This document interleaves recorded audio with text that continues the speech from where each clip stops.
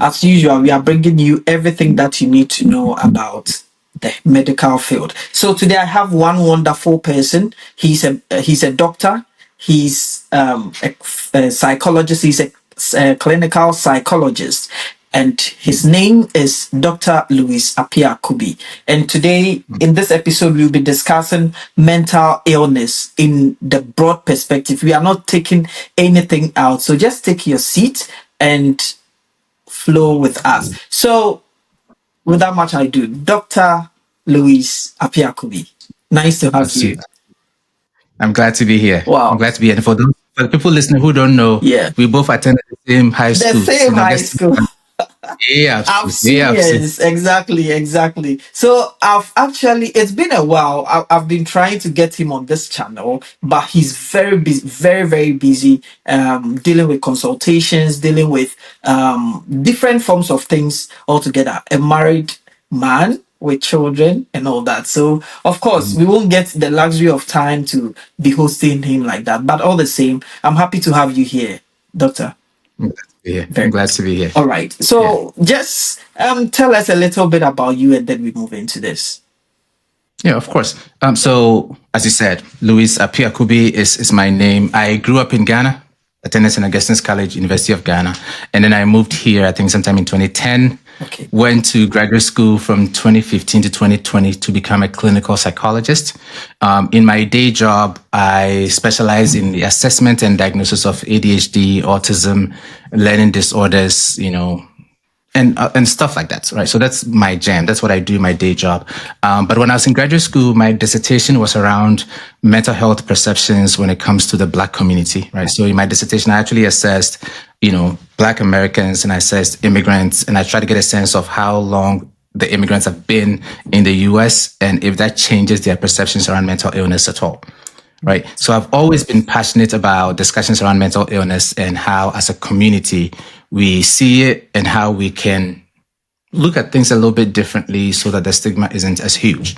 But yeah, that's a little bit of who I am and my professional interest. I think you've done a lot. I mean, looking at the scope of topics you've mentioned, I heard ADHD, autism, even talking about the Black community, the stigma, and all that. I hope today you'll be walking us through quite a number of these things as well. All right, so I'll just go straight into the topic, and then we see what you have for us today. So, mental illness in general, I know, is a mental health disorder that refers to a wide range of health conditions. Disorder that affects the mood, thinking, and behaviors of people. Now, what is your take on the topic in general? Yeah. Okay. Right. So I think before we talk about mental illness, I think it's important to talk about mental health. Okay. Right. So mental health, the basic idea of mental health, according to the World Health Organization, at least, is a state of mental well-being that enables a person to, learn well and, work well, contribute to their society, and handle their day-to-day stresses. Right. Okay. So if we say, this person is very healthy when it comes to, their mental health, this person takes care of their mental health, all we are saying is that the person does what they need to do so they can handle day-to-day stresses, they can work well, if they're in school, learn well, and they can contribute to their society.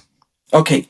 Talking about learn well, let me just take that. Yeah. Learn well. What do you mean? Because is it learning and not forgetting, or... I guess if we're talking about school, then learn well would be being able to do well in school, right? Okay. So not so much, kind of nailing it down on learning and not forgetting, but effectively in this context, learning being taking in information from your environment and using that to grow. Right? So even outside of school system, if you are somebody who you go about your whole life, the society is evolving, things are changing around you, but you are not changing because your mind is like a tunnel vision. You're not learning from your environment, right? And in a way, you're not being healthy when it comes to, the mental aspect of things, right? So your ability to learn well is your ability to actually take in information and use that to grow, and of course, your ability to work well is also to be able to, whatever job that you have or whatever career you're working on, to be able to do it well in a way that doesn't consistently stress you and drain you. Okay. Yeah. All right. Yeah. I think that makes it clearer. With this whole mental health thing, what's the view of people about it? I mean, in your definition, you made mention of the stigma that comes with it as well. What's Yeah. people mentality about it? Because I know it's a very broad topic. I mean, I can't we can't sit here and digest everything in just an hour or less, but Yeah. just walk me through some of the things so that we know what we are going to hit on. Okay. All right. Now, so we've talked about mental health, and briefly, let me touch on mental illness, right? So effectively, we'll say somebody's mentally ill when they encounter any significant thing that gets in the way of what we describe as mental health, right? The ability to handle the day-to-day stresses, the ability to learn well and contribute to their society. And sometimes that can be things like depression, which is a period of consistent, low mood or depressed mood or lack of interest in the things that they usually enjoy, right? There are a whole lot more symptoms, of course, but this is kind of the general idea of depression. Things like anxiety, which is persistent worry, about things that one, they have no control over. And oftentimes the worry is actually more intense than the practical things on the ground. Things like post-traumatic stress disorder, which would be when they've experienced trauma, but they are consistently almost like reliving it in a way that continues to affect their day-to-day life, right? These are all things that when somebody comes to my office and they're sitting with and it's affecting their day-to-day life, we go, okay, that's a mental illness, right? Okay. Many people have, and of course, there are a lot of other mental health concerns, mental illnesses, but of course, for time purposes, we can't go through all of that. Yeah. But many people have a stigma against mentally ill people, or when it comes to even conversation around mental health, because I think for the most part of it is lack of knowledge and information, right? For the lack of knowledge, my people perish. Because there are so many times you talk about mental health or mental illness things, and somebody would say things like, "Well, don't bring that your thing here," right? But then if you don't call it mental illness or you don't call it mental health, and you actually talk to them, you realize that some of them actually are experiencing mental health concerns. They just call it different things, or they Different just don't have names. Yeah. a different name for it, right? Because like I said, let's take depression, for example. When it comes to major depressive disorder, as psychologists, before we diagnose major depressive disorder, what we look at is, like I said, a period of at least 2 weeks where your mood is consistently low most days, most parts of the day. Okay. Right? When you're going through a depressive episode, that same time, sometimes we see significant difficulties with sleep. So you're either sleeping too much or you can't sleep, insomnia. We see differences in your appetite. So you're eating too much because you're trying to, fill yourself with comfort, or you have no appetite. You're so down, you don't even have the appetite to eat. We see significant reduction in your energy. So you are going about your life and I said, like you make you understand? Let me pause you. Let me pause you right here about the food. I mean, I I don't know if I'm the one. Okay, so I really don't like food. Let me put myself here. So I really Mm, don't eat much. Sometimes I can take just a square meal, just one in a whole day, mm. and prefer to be in bed the whole time. It's summer, but I don't even have the not energy, the interest to step out and am I? No. So we're going to need a little bit more context than that, right? Okay, So one, as I was going, there are a few other things to add there, but all also right. typically what we expect to see is that these symptoms are causing you distress and it's affecting your life, Okay, so if right? it's not doing If you're anything to somebody, me, if you're somebody who's like, oh, that's how I prepare things. I actually, whether it be for my health or my fitness reasons, I like to eat once a day. I'm an introvert. I don't like to spend time with people. But if I'm home by myself and I'm watching shows, I'm good. I'm happy. I'm fine. exactly. I think I wanted to put an issue for the introverts. Yeah, right. Exactly. So if you're an introvert and that gives you no issues at all, Okay, no, then all we're not right, diagnosing you with the major depressive disorder, right? all right. So there's the eating, there's the sleeping issues, there's the lack of low mood. As in, so that's where sometimes people are mistaking it to be that you're sad, like you're low mood. You don't have the interest in You're doing down. Like you're anything. down. Your mood is Yeah. just down. You're just there. You understand? And then sometimes it comes with the feelings of worthlessness, because you're so down and you're not doing anything, you feel like you don't feel great about yourself. Your Yeah. self-esteem is shot, stuff like that. And sometimes people experience feelings of not wanting to be alive, right? It's almost like, That's deep. almost like say, Abraham boy me, they're like, what am I doing in this life? Yeah. Thoughts like that. Let me Is that find this out. So I'm having my menses, okay, and then my mood. I mean, there's a medical background to that. Let's say because I'm having the menses, but my mood is that low. I'm unable to do anything. I don't have interest. I just prefer to be in bed or remain in bed and stuff like that until after my menstrual cycle, and then I recoil back to how I was earlier. Um, how would you diagnose this? There's actually a diagnosis for it. It's Okay. premenstrual dysphoric disorder. Okay. Again, it has its specifics, like diagnostic criteria. So it's not as straightforward as you've described I've it. described. Okay. Typically, it's quite intense. And also, the time that we look at isn't from the time you see blood until you don't have blood.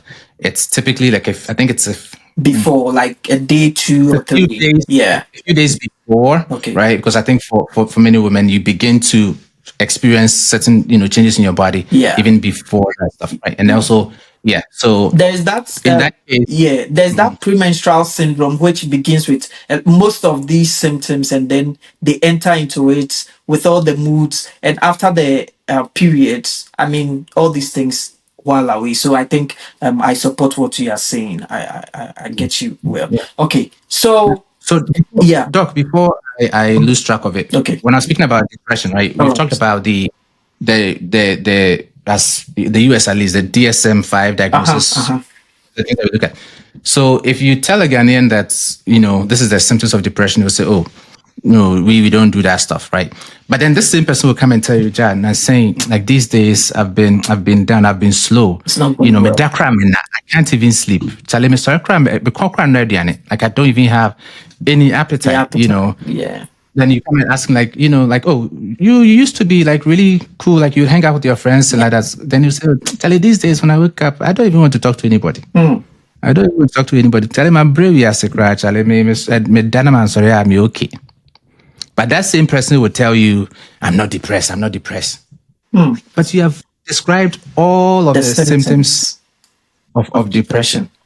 I So was sometimes it's like, is it the yeah. name we don't want because the Oh, symptoms there, we also experience it? so I wanted to ask you about some of the symptoms, but from what you are saying, I think okay, let's go through it. I say one, you say one. Just from what you've told me, not from Uh-huh. my own knowledge. For me, let's put me aside. Let's state from what you've said. So you mentioned low mood, right? Yeah. And then you talked about not having appetite, right? Right. So the appetite can go to both ways, right? Okay. It's more like, so think of it more like changes in appetite, significant changes in appetite.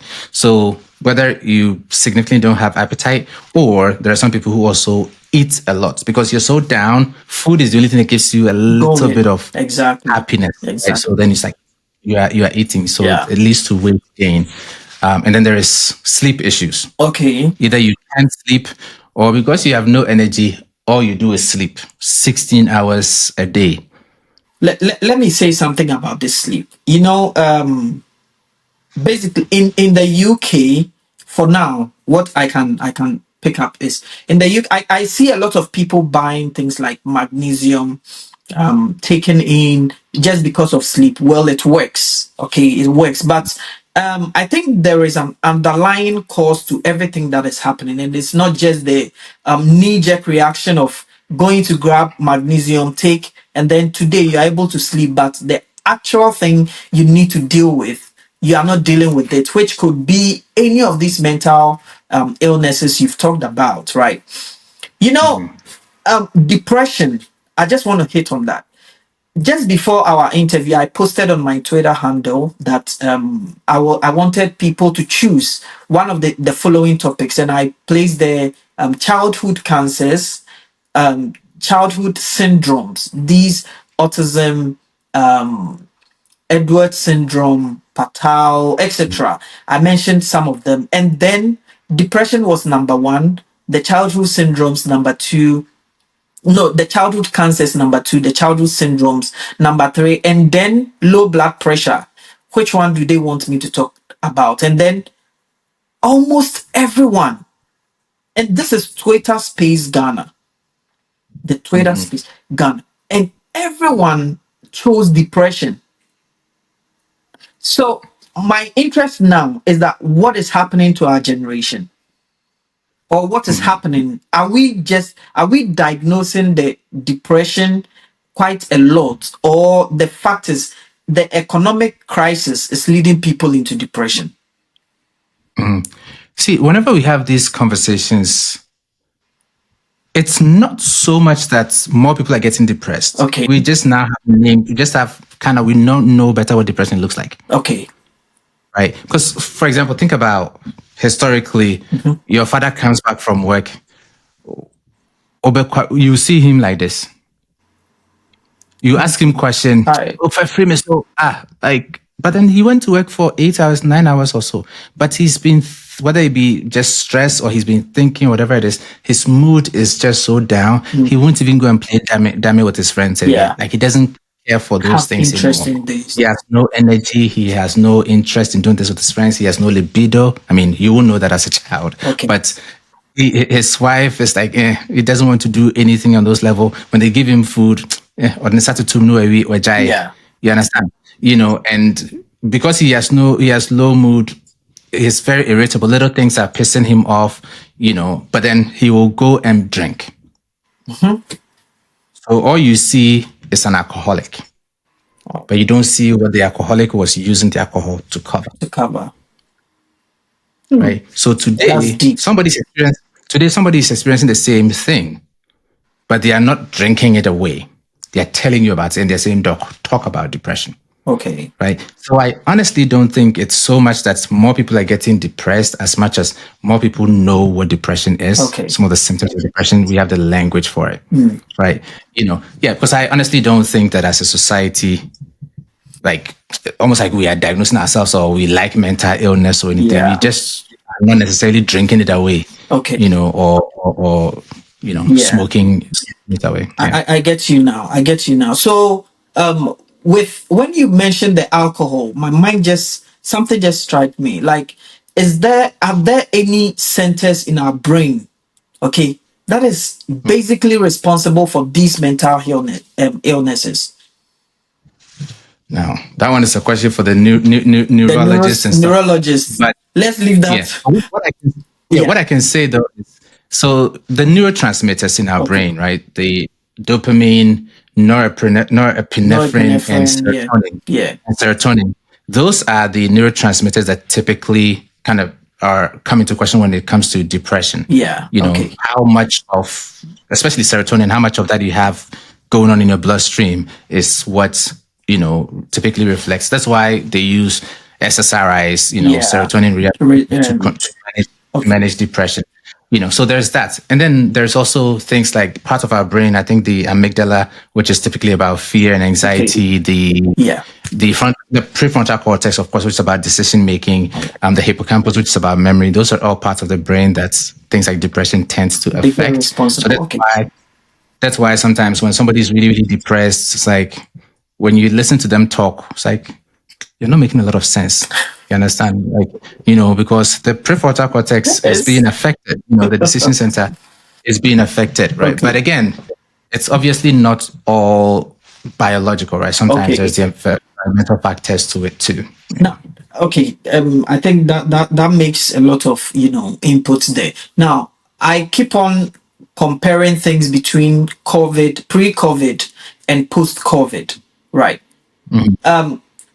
In these two instances, I think pre-COVID we were people who basically like to, I don't know for the depression, anxiety, PTSD, and etc. But I think currently in our generation there seems to be an increased rise in these things, in these forms of mental illnesses, whereby there are even younger people, okay, you don't really know what they are going through, but they are having certain symptoms of depression.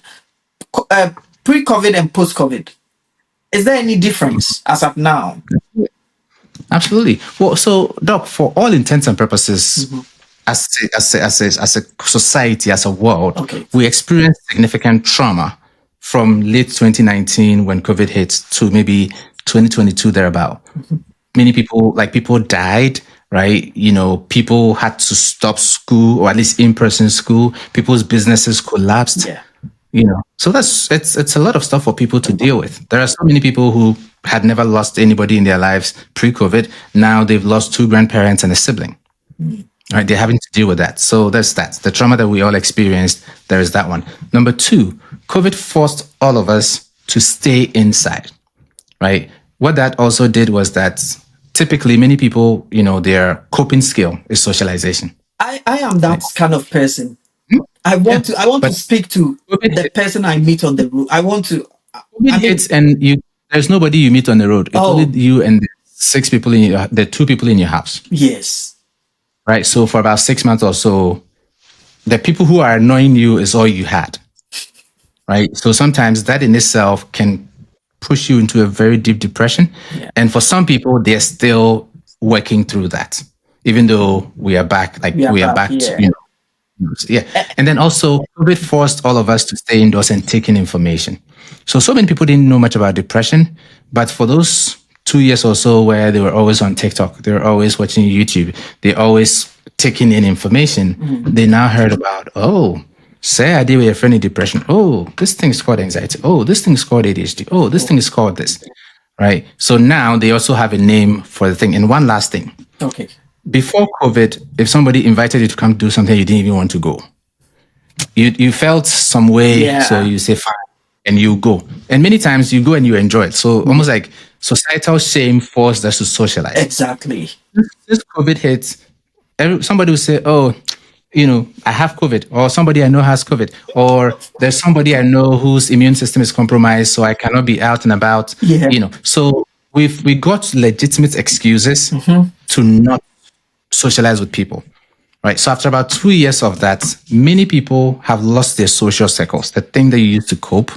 Many people don't have that. So yes, like post-COVID, our mental health is worse, but then it's because of that significant trauma and its consequences. All right. I think today I'm learning a lot of things, There's a difference between what we do at work, as in the doctors, what we do at work, and what the clinical psychologists. You go really deep into our souls.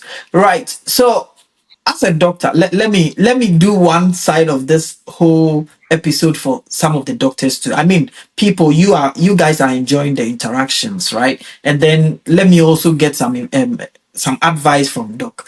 So you see, as doctors, you tend to confirm patient death. You tend to sometimes all the trauma hits you.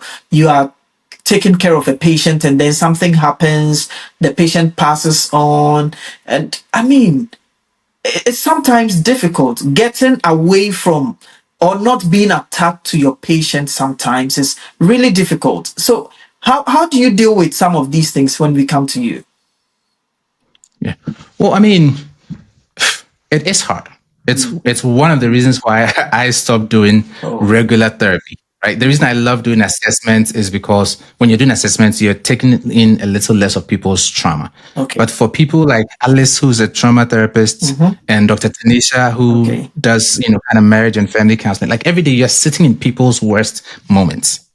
It's, I couldn't. I couldn't do that consistently. It's a lot. The good thing is we are trained. Okay. Right. So I know that many, maybe not many, but some therapists also have their own therapist as well. Yeah. Right. So they also have their space after they take in other people's pain. They have a place to go and exhale. And we also train with respect to the skill set on how to deal with some of these things. So that's about saving grace. Yeah. But it doesn't take away from the fact that it's intense. It's intense. Sit on a daily and take in people's worst days. Because there's some people that some of the things that they've gone through, they've never told anybody before. You'll be Exactly. the first person to tell, so You, it's you good to know. see you see nurses going through a lot. You see doctors. I mean, let me generalize it. The healthcare worker, they are really going through a lot sometimes. But I mean, profession wise, you still need to drop everything that just happened to the patient, let's say next door or next cabinet or whichever, and then move on to the next. Just make sure you are giving the person the best of care as well. I mean, how we reboot our system is something very, I don't know. Anyway, Well, that's why those of us in healthcare, some of us are the worst when it comes to taking care of ourselves, oh God, right? And ultimately we crash, right? yeah, These days it's getting better, but historically I know that there's been a lot of medical professionals who resort to smoking, drinking, yeah, and all of the unhealthy coping skills because yeah. you're taking all of these things. So if you're not someone who It's a takes care of lot. yourself It's a lot. outside, you're going to struggle. Yeah. Okay, so I have just about two questions to go, but whilst I was researching a little bit about you, I found something, and this is it.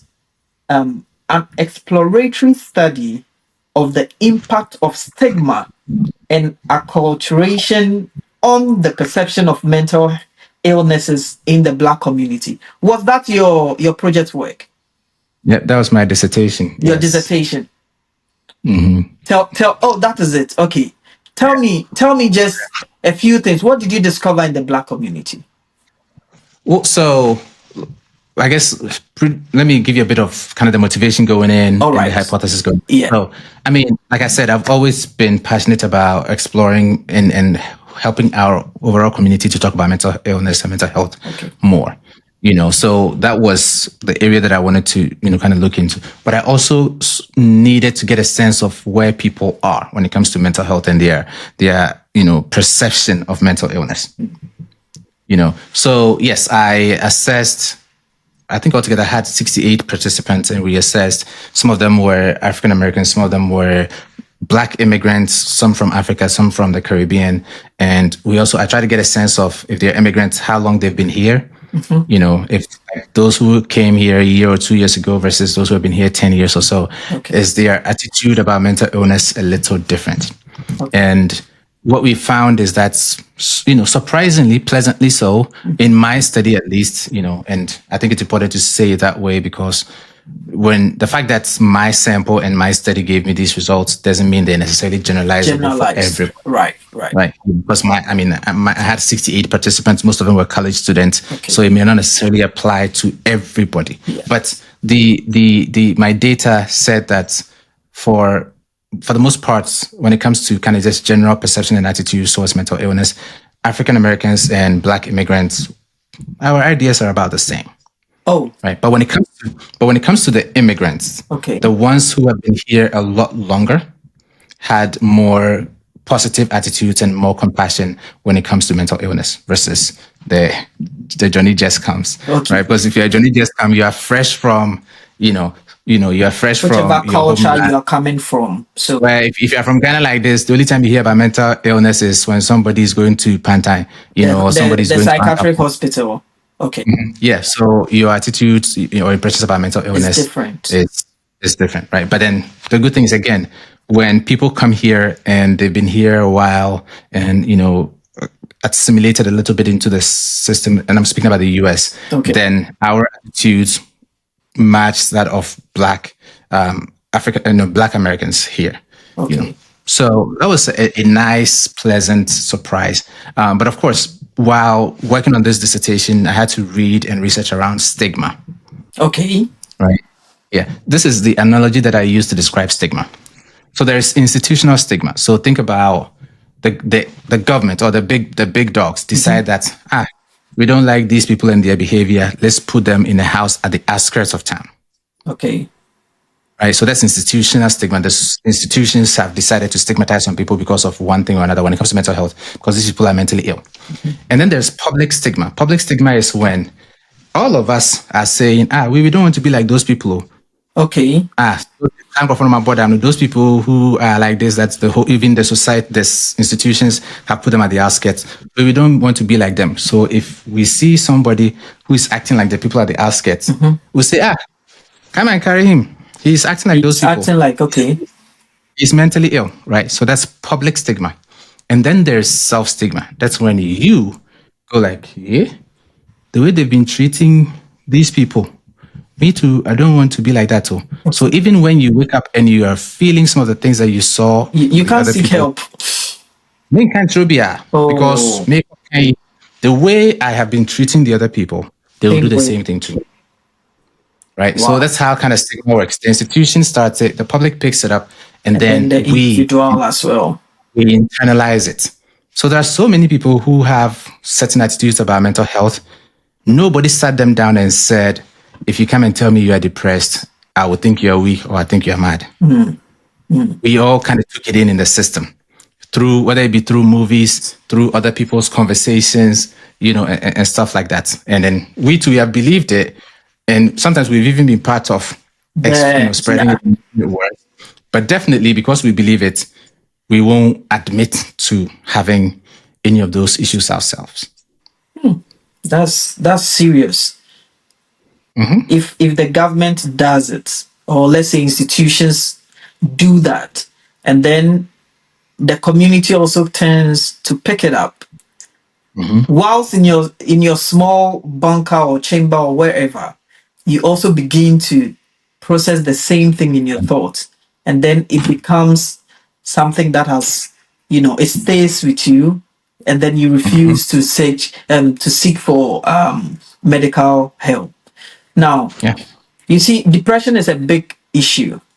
It's a very, very big issue. We will be calling you back to talk about autism, because you mentioned it. You mentioned Yeah. autism, you mentioned ADHD, you mentioned PTSD, anxiety, and then the depression. And in all these things, one thing I actually paid more attention to was when you mentioned the lack of knowledge plus information. So I want you to just walk me, just for a very short time. Tell me about depression, and then is there a way out? For the stigma, I think you've dealt with it and I've Mhm. understood it well. So tell me about the depression, and if there is a way out of depression. Let's say either with medication or without medication. Yeah. Yeah. Now, so there's something in the field or in research called treatment resistant depression. That's when people have done everything and the depression is still not going away. It's not common at all, right? So that's a good thing. So it means that for many people who experience depression, relief is very, very possible. Okay. Whether it be with medication, whether it be with medication and therapy, whether it be with therapy only, or even to some level, whether it be with on a personal level, deciding to make some lifestyle changes, yes, absolutely. Depression, anxiety, PTSD, ADHD, all of those things are things that significantly are very, very manageable. That's good Is it then. easy? Yeah. Yeah, is it easy? No, but it's very, very manageable. Right? Okay. It requires effort, it requires commitment, but it's very, very manageable. Depression, for example, especially if you seek help right when you start receiving the symptoms, right? Sometimes therapy can help you build the skills to counteract the effects. Right? So, for example, when the average person is going through depression, what they do or what all your body wants to do is isolate. When you're depressed, what you want to do stay indoors, play some sad songs and cry, Oh, right? Or you don't, again, if it's more like low mood but you're not necessarily sad, you don't want to go out. If you're somebody who used to go to the gym, you don't feel like it, you don't have energy, so you want to isolate, you want to stay indoors. okay. But if you're able to get support, whether it be through therapy or even if you catch yourself, then that means that even if every part of your body wants to stay indoors, you know that that is not good for me. It won't help my depression. Okay. So then you decide that, okay, the weather is nice. Let me take a walk, I better right? start taking walks. So Right? Because as you're before, taking a walk, your body is producing those feel good hormones that yeah. actually help. do well, right? So you take a walk, you do better. You realize that, you know what, I don't have great appetite, but you know that if you don't eat, even though you may not feel hungry, your body has no energy to work with, so your depression is worse. So yes, I don't have appetite, but I'm going to try and eat something small every Okay. 2 hours or so to give my body some energy to work with. Okay. You know very well that yes, my sleep is off. These days I sleep 16 hours, 17 hours. But when I wake up, I even feel worse Worse. because I've slept so much, my body's almost tired. Okay. Yeah. So I'm going to try to wake up at a certain time, maybe take my walk, spend time with my friends.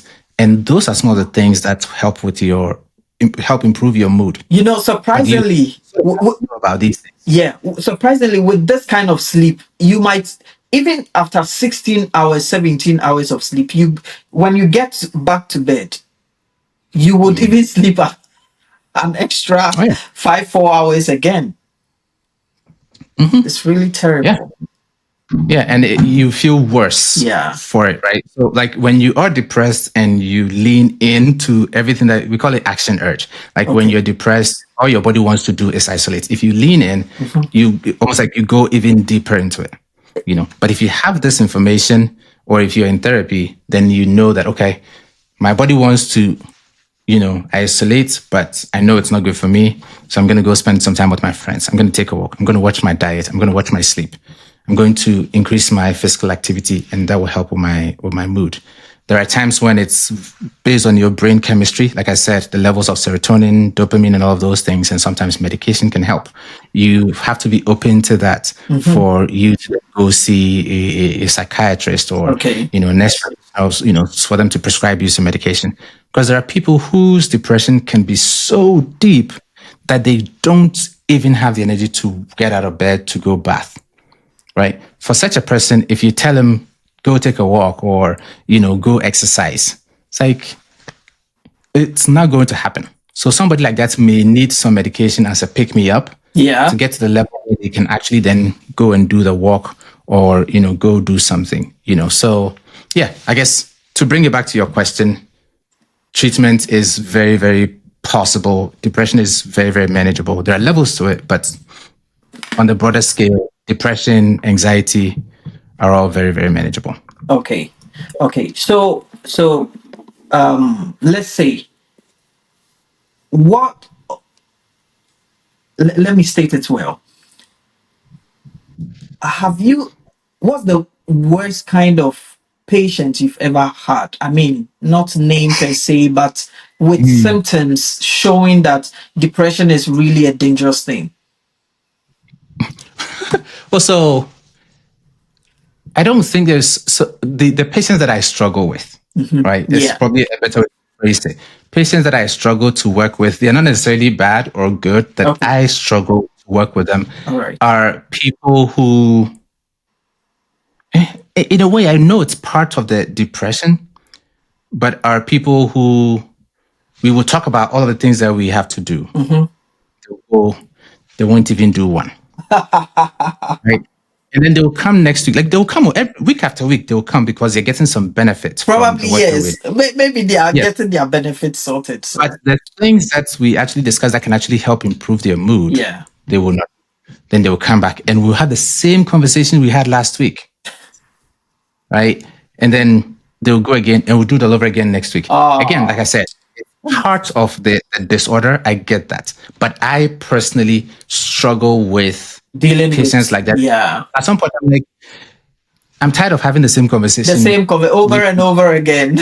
Of course, I don't tell my patients that, right? Yeah. I try to be there for them and be what I can be what they need me to be. All right. But sometimes I like to enjoy my job, right? So Yeah, of the course. people when it's kind of same thing week in, week out, but you're not doing some of the things that we discussed to Yeah. help improve.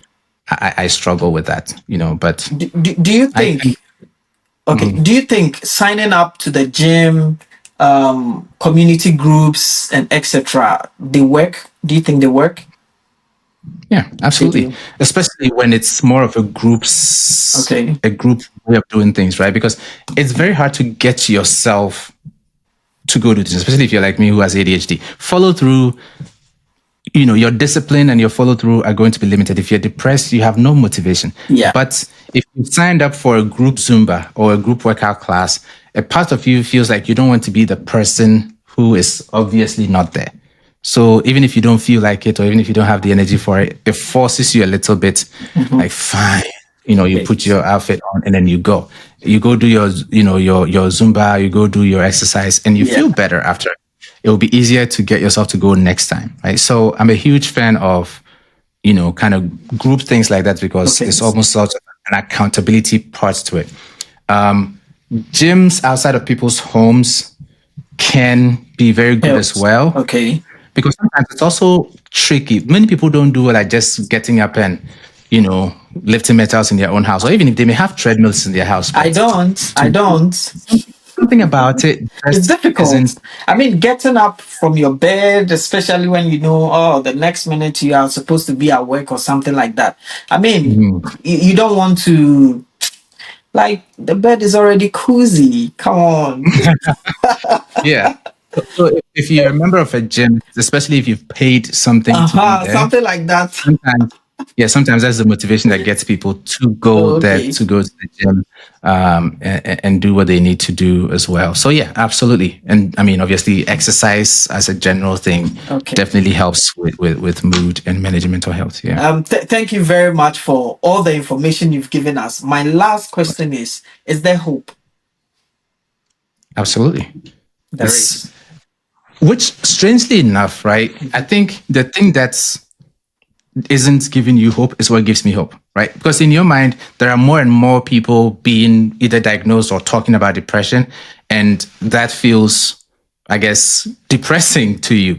But the fact that people know about it, people know what to look out for, people are talking about it, is what gives me hope, because now we are not drinking it away. Yeah. Now we are not just staying in our own corner trying to deal with it all by ourselves. Yeah. Right. So the more we have conversations like this, the more people realize that they're not alone. The more people realize that sometimes something as simple as spending time around your friends and people you care about, people who care about you, can be what gets you out of a depressive episode. The more people realize that our own actions towards people, i.e., the name calling, the bullying, the teasing, can be what gets somebody in a depressive episode. So we all need to do better to be positive people around, the people we care about, So the fact that we are talking a lot about mental health and depression and the likes is actually not a bad thing. Okay. It's a good thing. It's a good thing. And for me, it's one of the things that give me hope, because it's right? If we Yeah. don't talk about it, nobody even knows there's anything going on. But the more we talk about it, the better informed we are, and I would take being informed about something any day over being ignorant of it. Okay. Yeah. So let me just one last one. Is mobile phones causing any harm to us? Unfortunately, because many of us are notoriously bad at using social media and using electronics, Okay. right? Because I mean, the things on our phone, I think, will always be more interesting than the things in our real life, Okay. right? It's very easy to get lost in your phone and be seated for 4 hours at a time. But your body needs to be moving to be creating some of these feel good hormones. That's one. Number two, if you're not a content creator who's making money on social media, if you're 4 hours on social media, that means that's 4 hours where your job isn't getting done. That's 4 hours where your family isn't taken care of. That's 4 hours where you're not calling your friends, you're not staying in touch with your loved ones. So because of how addictive our phones It's have become, more and more people are neglecting things that are more important. Again, especially if you're not a content creator, right? If you're not making money off of this internet, or at least working towards making money off of this internet, and you're spending 8 hours on TikTok, come on now. Right? There are 24 hours in a day. If you spend 8 hours of it on TikTok and it's not your job, right? That means that whatever job you have, it's lacking you're that probably, duration. hey, it's missing those eight hours for sure. Wow. Your sleep is probably missing that. It's probably missing a decent bit of those 8 hours, because there are some people who will be on it till like 2 a.m. They know they have to wake up at 6 a.m. to go to work. So that means that you are now spending only 4 hours sleeping. There are some people who are on this so much that their kids are doing mommy, mommy, daddy, daddy, mommy, mommy, daddy, daddy. You're on TikTok and your kids are neglected. You understand? So yes, we have to be responsible with our social media use, definitely. Okay. Especially once again, if you're not making money off of it. Like if it's not your job, 8 hours is too much. Like Yeah. spending 8 hours on TikTok is It's too too much. much. It's too much. Anyway, thank you, Dr. Louis. We had a clinical psychologist walk us through mental illnesses. We appreciate what you've done for us. We are going to put. Are you open? Are you open for consultations? Don't advertise it. Right. I have way so let's put it this way. No, I'm not, because I have way too much on my plate, to be honest. I don't want to commit to anything else. The things that I actually have to do on my plate, like my own plans, I don't know if you've seen it. I'm trying to create a kind of a mental health course so that people who don't have access to a therapist can have that and, work on it at their own pace. I haven't been able to get that done, right? But Because you I have can't. a lot. You can't deprive, let's say, myself and any other person who wants, let's say, because just as you said, the stigma is there. There are people who want to do it online and they don't want people seeing them, so they prefer to get it done sorted indoors or just online. Are you trying to say you don't want us to, Well, so there's a thing. Like, again, there's what you want and there's Okay. what I need for Okay. myself and my mental health and my family. All right. Right? I cannot, because I have my daytime job that I have Okay. to be there 40 hours or so. I don't have any more time to do anything else outside of my goals. Right? So, Alice is accepting patient, right? Okay. Alice is accepting patient. So, They are referring us to a different clinic. yeah, right. All right. Okay. So yeah, Yeah, fortunately, that's a good one. That's a good one. I'll be doing a lot of, fingers crossed, I'll be doing more and more lives on my TikTok where I Okay. share general information and I post videos a lot on different things. Yeah. So that's about that's what I would refer people to. Okay. So If I I will be. say anybody can call me and I'll meet them for 15 minutes or an hour, Okay. I'll be lying. Okay, sure. That's fine. So I'll be putting your social media handles in the description down here so that people can just please tap on it. Yeah. Get to his TikTok. I met him on TikTok. He's actually my we are both Absunians, but I met him on TikTok. And then we have to talk things through till now that it has been successful. But we'll be calling you in for asthma. I said asthma, sorry. Autism. Autism and ADHD later on. Is that okay with you? Yeah. All right. All right. Yeah. Thank you very We much, can. guys. And thank you for sticking with us. You can share this video and subscribe to our channel. Thank you.